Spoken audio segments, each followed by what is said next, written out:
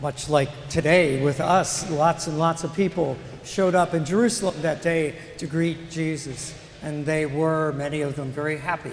Not everyone, of course. But why they were happy really varied a great deal. It's entirely possible that people were there who had seen Jesus teach in Galilee. It's entirely possible that someone there was part of a healing. Jesus may have healed them. It's entirely possible that the people there had been part of the feeding of the 5,000. And so when they saw Jesus, it's hard to know what was going through their mind, of course, but it is entirely possible that they were happy because they thought, oh, Jesus is here, and now Jesus can do those kind of things for me again.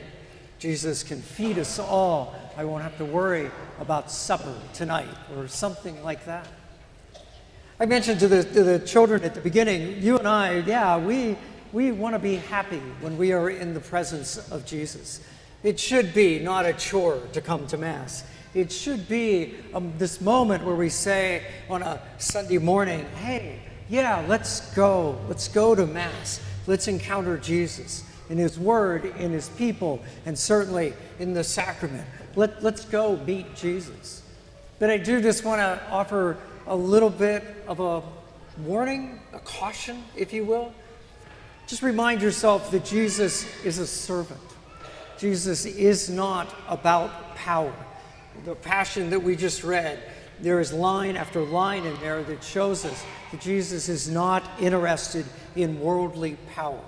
And there are times when we as Christians, especially when we step out into the public square, where we want Jesus to use worldly power. Our prayers are for those sorts of things.